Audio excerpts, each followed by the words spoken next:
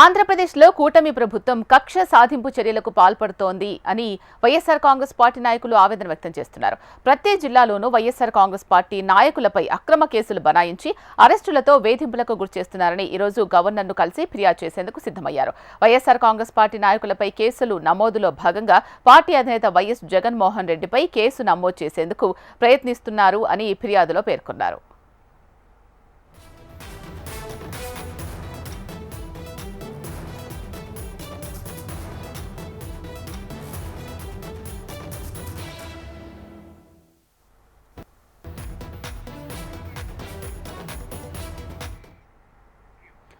ఆంధ్రప్రదేశ్లో కూటమి ప్రభుత్వం కక్ష సాధింపు చర్యలకు పాల్పడుతోంది అని వైఎస్ఆర్ కాంగ్రెస్ పార్టీ నాయకులు ఆవేదన వ్యక్తం చేస్తున్నారు. ప్రతి జిల్లాలోనూ వైఎస్ఆర్ కాంగ్రెస్ పార్టీ నాయకులపై అక్రమ కేసులు బనాయించి అరెస్టులతో వేధింపులకు గురిచేస్తున్నారని ఈ రోజు గవర్నర్ను కలిసి ఫిర్యాదు చేసేందుకు సిద్ధమయ్యారు.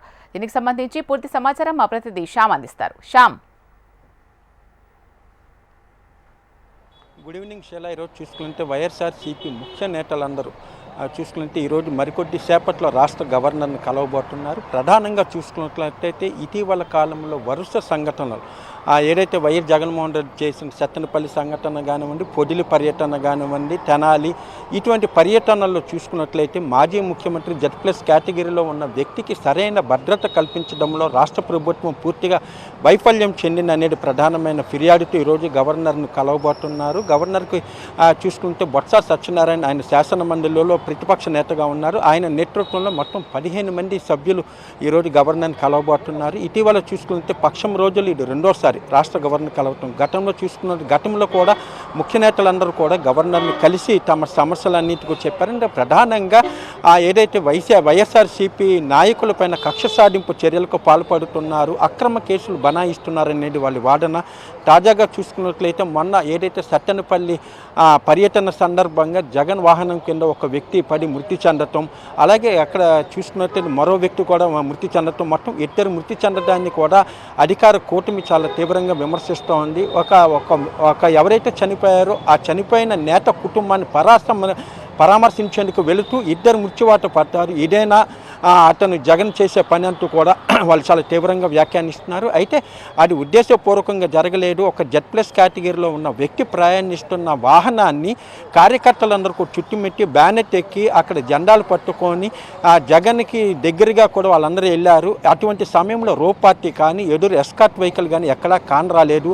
ఇదంతా చూసుకున్నట్లయితే రేపు పొద్దున జగన్ ప్రాణానికి హాని కూడా ఉందనేది కూడా ఆ పార్టీ నేతల ఆందోళన.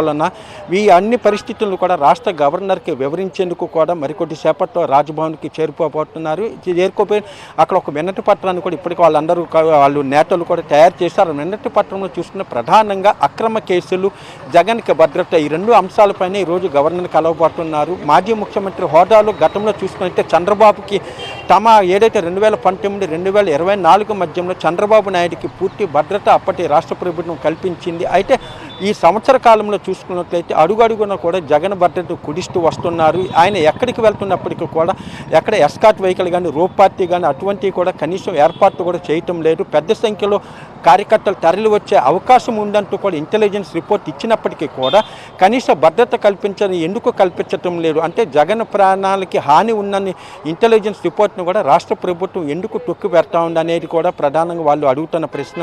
ఏదైనప్పటికీ రాష్ట్ర గవర్నర్ని కలిసి తమ విన్నపాలన్నిటిని గవర్నర్కి విన్నమిస్తాం. గవర్నర్ నుంచి కూడా అవసరమైతే కేంద్ర హోంమంత్రికి కూడా ఈ ఫిర్యాదుని అందిస్తామంటూ కూడా నేతలు చెప్తున్నారు.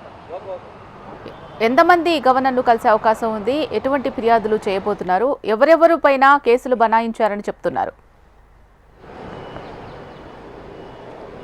అంటే ప్రధానంగా చూసుకున్నట్లయితే జగన్ కారు ప్రమాదానికి సంబంధించి సింగయ్య మృతి చెందిన ఘటనకు సంబంధించి జగన్ను A2 నిందితుడిగా కూడా FIR అనేది నమోదైంది. A1గా చూసుకున్నట్లయితే డ్రైవర్ రమణారెడ్డిని A1గా చేర్చారు.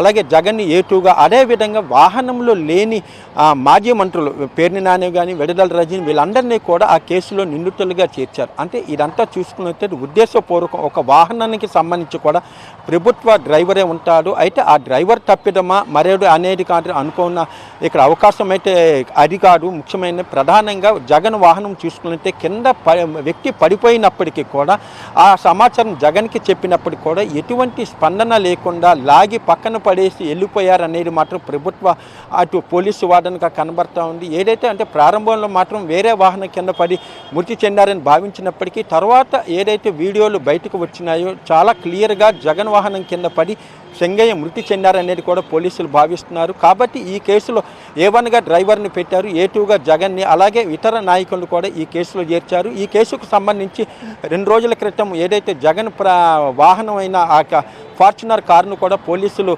స్వాధీనం చేసుకున్నారు. ఆ వాహనాన్ని కూడా సీజ్ చేశారు. దీనికి సంబంధించి కూడా మరోవైపు జగన్ కూడా హైకోర్టును కూడా ఆశ్రయించారు. దీనిపైన స్క్వాష్ పిటిషన్ వేయాలి, ఇవి ఏదైతే పోలీసులు నమోదు చేసిన కేసును కొట్టివేయాలంటూ కూడా స్క్వాష్ పిటిషన్ దాఖలు చేశారు. అయితే ఈరోజు రాష్ట్ర హైకోర్టులో ఆ పిటిషన్ విచారించే అవకాశం ఉన్నప్పటికీ కూడా ఈరోజు జరగాల్సిన మొత్తం అన్ని పిటిషన్లు కూడా రేపటికి హైకోర్టు వాయిదా వేసింది. రేపు ఏదైతే జగన్ ఏదైతే పిటిషన్ దాఖలు చేశారో స్క్వాష్ పిటిషన్, దానిపైన కూడా రేపు హైకోర్టులో కూడా వాదనలు జరగబోతున్నాయి. ఒకవేళ కానీ రాష్ట్ర హైకోర్టు కనుక జగన్కి వ్యతిరేకంగా కనుక తీర్పిచ్చినట్లయితే పోలీసులు విచారణ కూడా పిలిచే అవకాశం లేక